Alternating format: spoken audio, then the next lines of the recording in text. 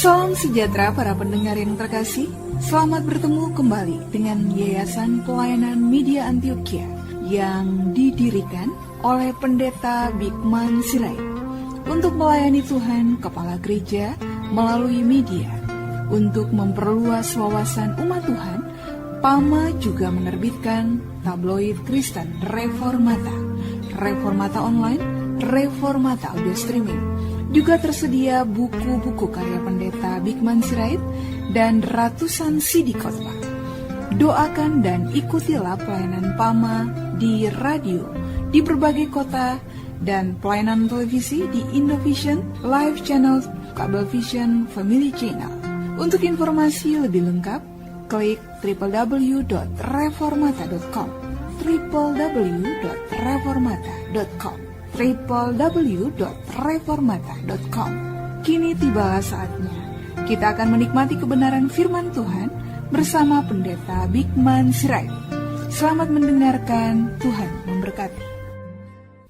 Salam sejahtera, saudara yang kekasih di dalam nama Tuhan Yesus Kristus. Saudara, kita terus memikirkan tentang kebenaran firman yang ajaib. Dan kali ini kita masuk dalam tema kita, kedaulatan Injil. Kedaulatan Injil, apakah gerangan? Nah, ini menjadi sesuatu yang perlu untuk kita pahami bersama, saudara-saudara yang kekasih. Bagaimana memahami Injil dalam perspektif yang utuh? Nah, ini coba kita terus berjalan dan memikirkannya secara utuh. Yang pertama akan kita lihat, saudara-saudaraku, adalah Injil yang menyelamatkan. Injil yang menyelamatkan, kita akan membuka Alkitab kita di dalam Roma pasal yang pertama, Roma 1 ayat 16 dan 17. Roma 1, 16 dan 17, demikian firman Tuhan.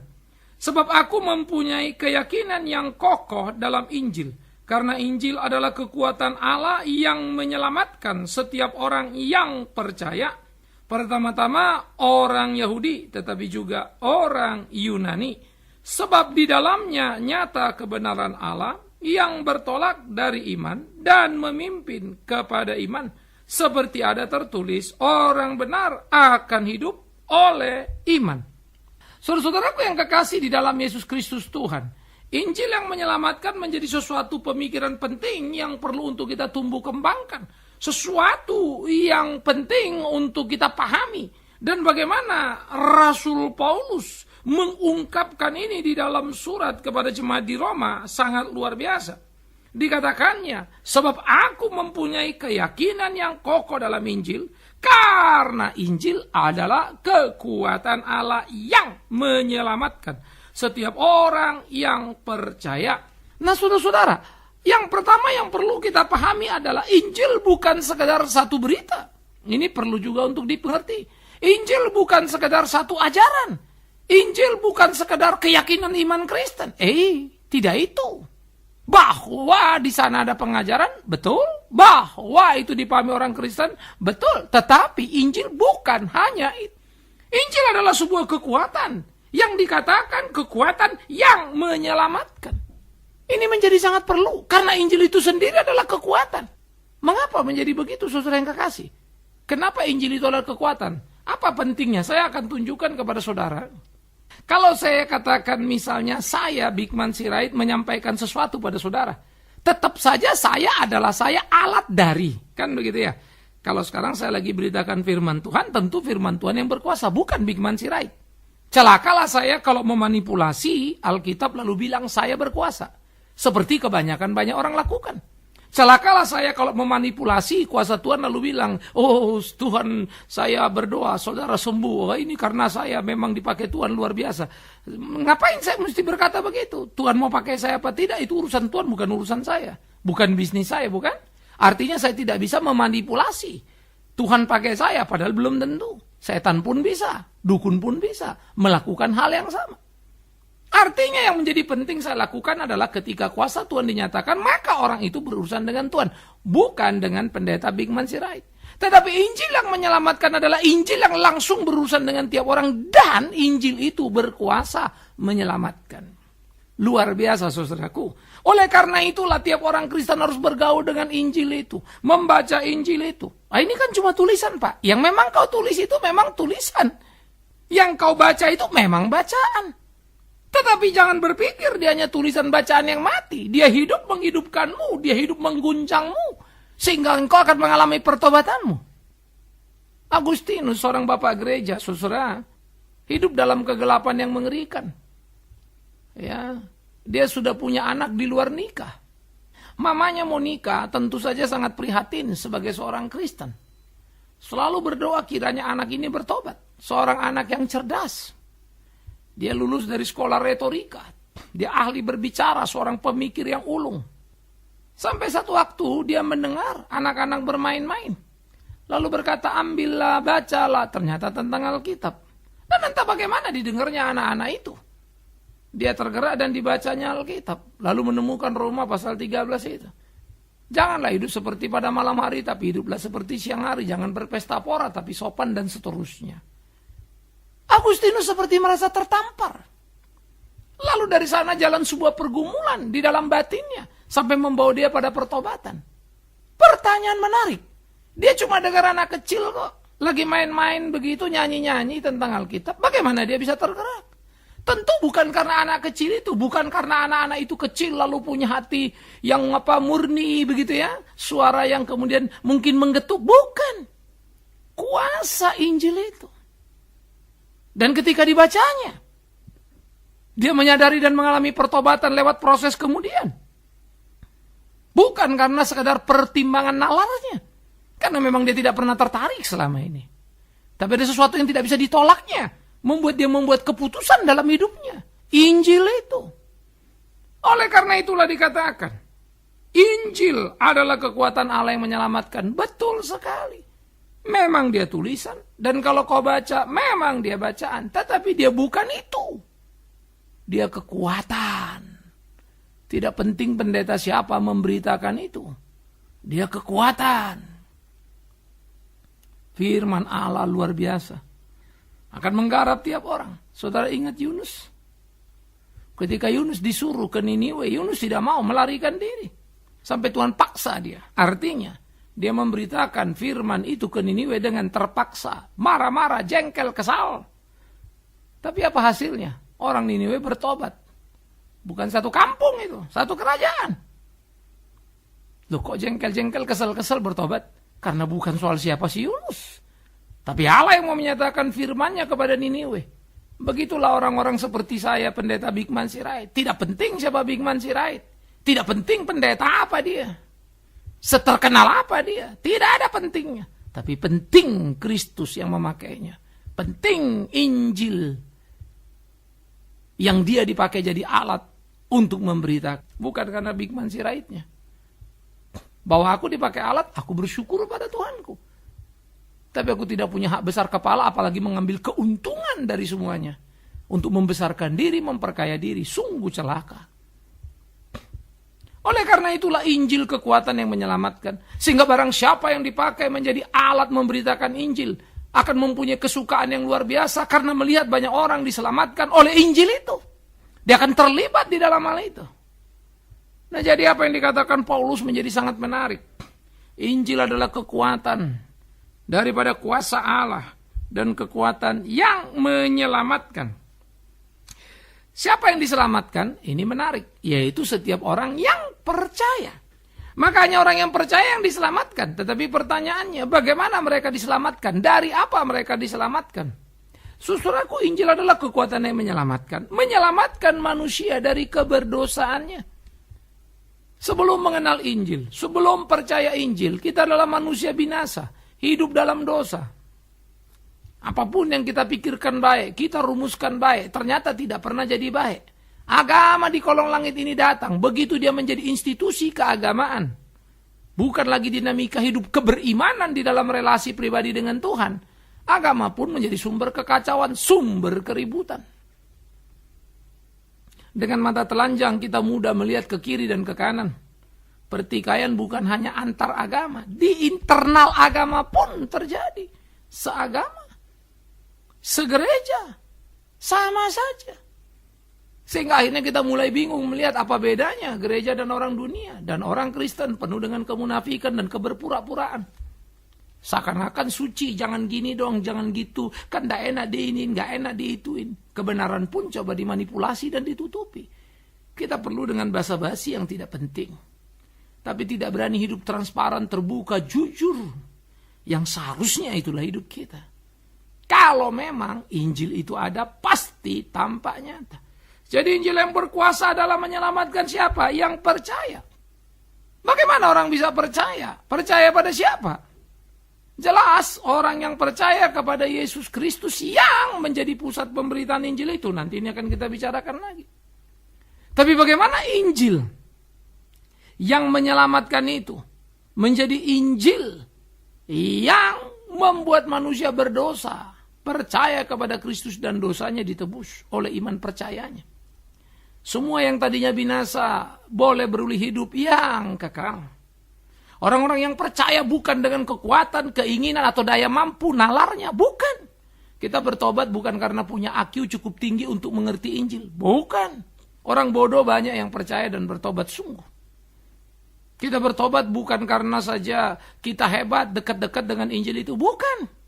Tapi pertobatan kita terjadi karena pertobatan yang murni oleh kasih dan kuasa Kristus Tuhan kita. Yang menolong, menuntun, membimbing kita supaya kita hidup di dalam Dia untuk kemuliaan namanya. Ini yang perlu. Nah, oleh karena itu, saudara-saudaraku yang dikasihi oleh Tuhan Yesus Kristus, camkan, pikirkan, dan renungkanlah Injil menyelamatkan, membuat kita sadar akan dosa kita.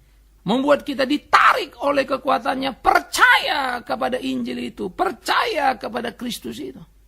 Jadi Injil punya kuasa membalikkan seluruh pikiran kita yang melawan Allah menjadi percaya pada Allah. Dan menarik kita masuk ke dalam kepercayaan itu.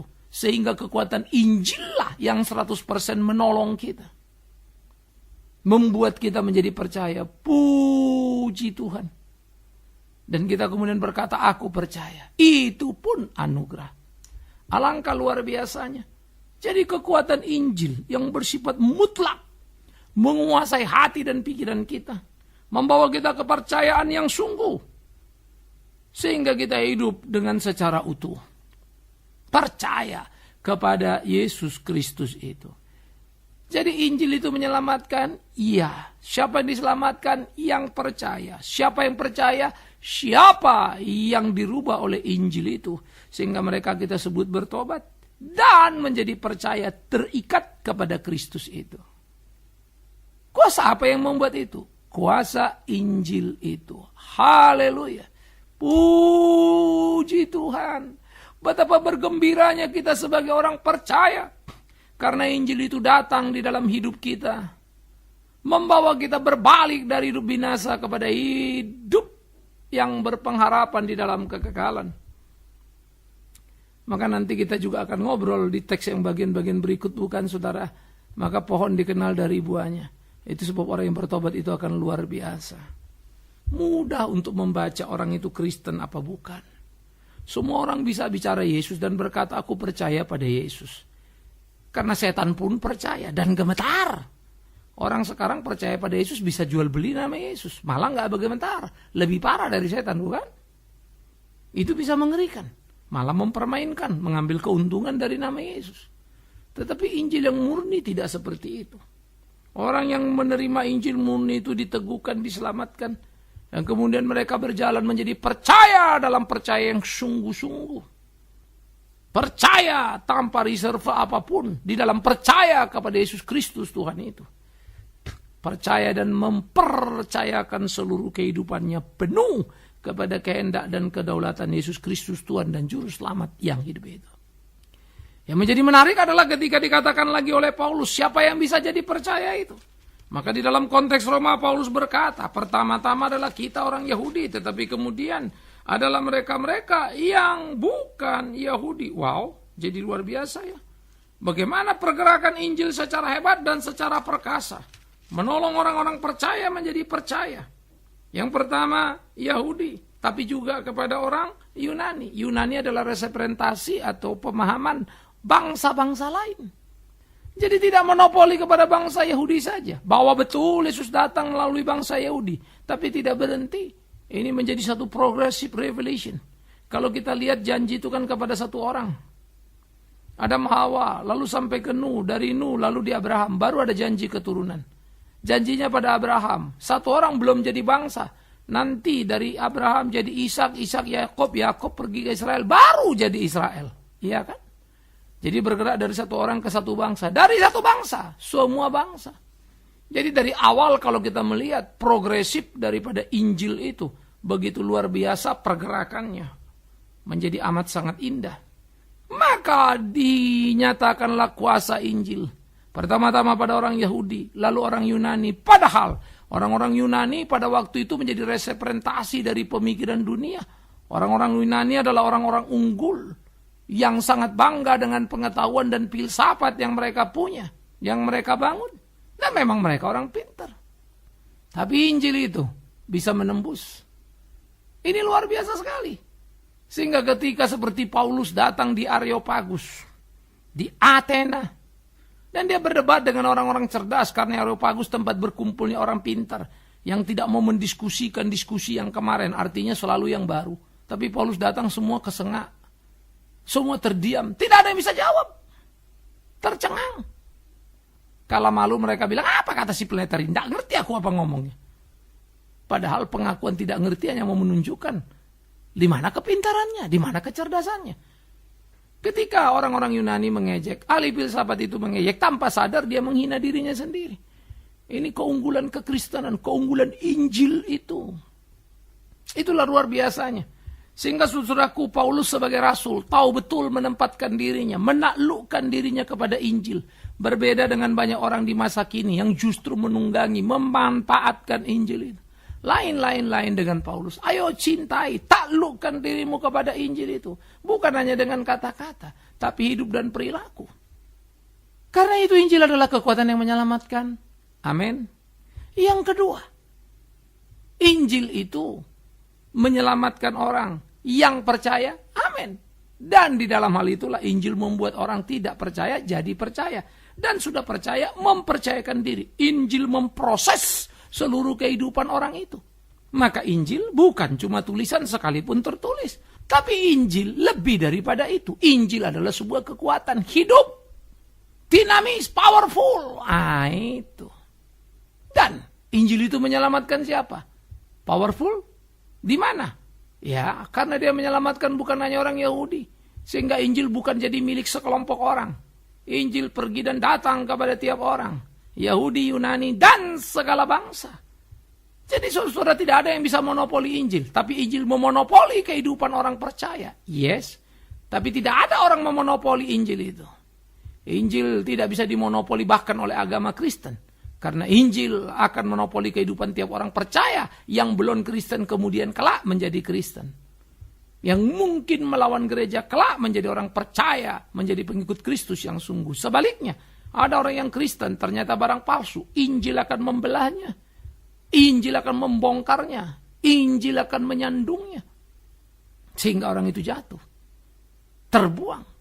Injil powerful. Oleh karena itulah Injil yang menyelamatkan harus menjadi Injil yang menggairahkan dalam hidup kita. Injil yang bekerja oleh iman percaya. Sehingga tiap orang benar itu akan berjalan dari iman kepada iman. Dan Injil berproses di dalam dirinya. Menguasai dirinya, menyucikan dirinya, menuntun, membimbing dirinya. Sehingga orang percaya yang tadi tidak percaya, yang tadi menolak, yang tadi jahat.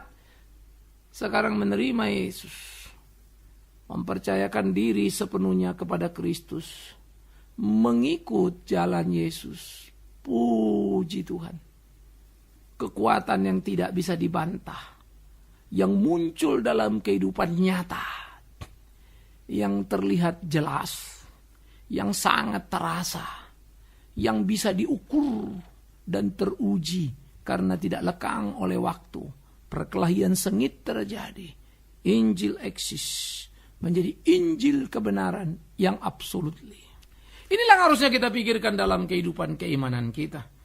Inilah yang seharusnya kita jalani dalam hari-hari kita. Bagaimana kita hidup berserah penuh kepada kehendak Tuhan kita.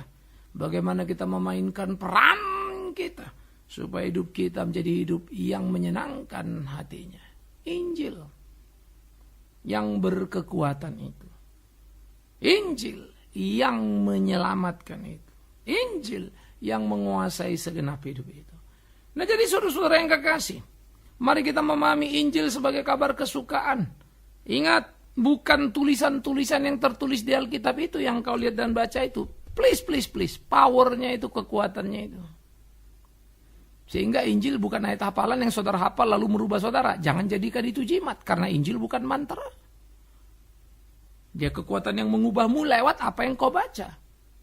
Tapi tanpa kuasa dari Injil, yang kau baca pun tidak ngerti. Atau ngerti tapi tidak mau tahu. Atau bahkan menolak. Atau bahkan menjungkir balikkan. Atau bahkan menjual belikan. Atau bahkan mengambil keuntungan darinya.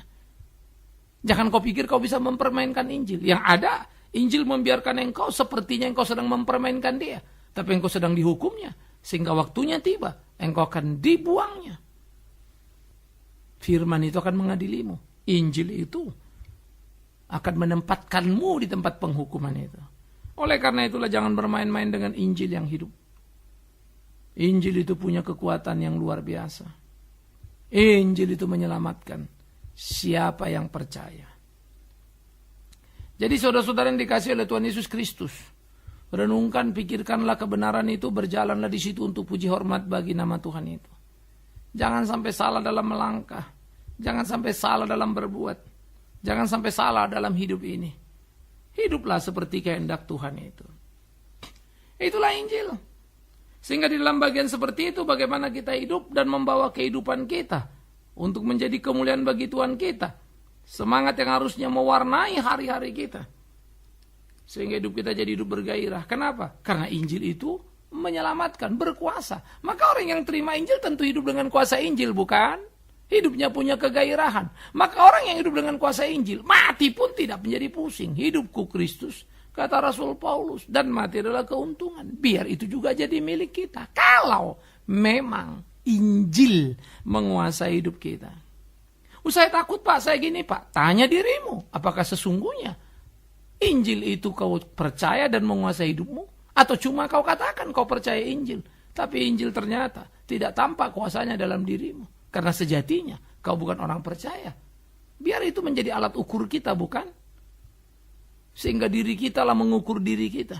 Jangan habiskan waktu untuk mengomentari kiri dan kanan. Jangan habiskan waktu seakan-akan engkau terlalu suci dalam hidupmu. Tapi tunjukkan itu di dalam hari-harimu, kualitas kehidupanmu. Tapi katakan ya untuk ya, tidak untuk tidak. Kalau ada yang salah, tegur. Tetapi hiduplah dalam kebenaran yang tidak terbantah. Ini jadi penting. Supaya hidup kita sungguh-sungguh menjadi hidup yang menyenangkan hati Tuhan. Hidup kita sungguh-sungguh menjadi hidup yang berkenan kepada Tuhan. Saudara-saudaraku yang dikasihi oleh Tuhan Yesus Kristus, pikirkanlah itu, perhatikanlah itu. Biarlah engkau melihat perjalanan hidupmu menjadi perjalanan yang menyenangkan hati Tuhanmu. Bergaulah dengan utuh. Sehingga seluruh kekuatan Injil itu memenuhi hati dan pikiran kita. Dan kita hidup betul-betul di bawah bimbingan dan kuasa Injil yang menyelamatkan. Berbahagialah mereka yang percaya kepada Injil dan mempercayakan segenap hidupnya. Berbahagialah mereka yang hidup di dalam terang Injil. Karena hidup mereka penuh dengan limpah kemenangan. Dulu, sekarang, dan yang akan datang selama-lamanya. Karena Injil akan membawa ke dalam kekekalan setiap orang yang percaya dengan sungguh. Entah Yahudi, entah Yunani. Puji Tuhan. Tuhan memberkati kita hidup dalam kuasa Injil itu. Amin. Mari kita berdoa. Tuhan, kami bersyukur, kami berterima kasih kepada firman hidup. Tuhan, tolong pimpin kami di kehidupan kami supaya hidup kami berkenan kepadamu. Tuhan, mampukan kami memainkan peran kami di hari-hari kami supaya hidup kami seperti apa yang Tuhan mau. Dan biarlah Injil yang hidup itu yang menyelamatkan kami, menguasai hati dan pikiran kami, menuntun, membimbing kami, mengingat, mengadili kami supaya kami selalu hidup di jalan yang Tuhan kehendaki. Demi Yesus Kristus, Injil yang sejati, kami berdoa, kami bersyukur, mohon pimpinan Tuhan senantiasa. Amin. Kita telah mendengarkan firman Tuhan yang disampaikan oleh Pendeta Bikman Sirait. Bagi Anda yang merasa diberkati dan ingin menjadi mitra Pamah dalam melayani melalui doa, daya dan dana, silakan menghubungi kami melalui telepon 021 3924229, 021 392 4229. Email di pama_yayasan@yahoo.com, pama_yayasan@yahoo.com. Sampai bertemu kembali di waktu dan gelombang yang sama. Tuhan memberkati.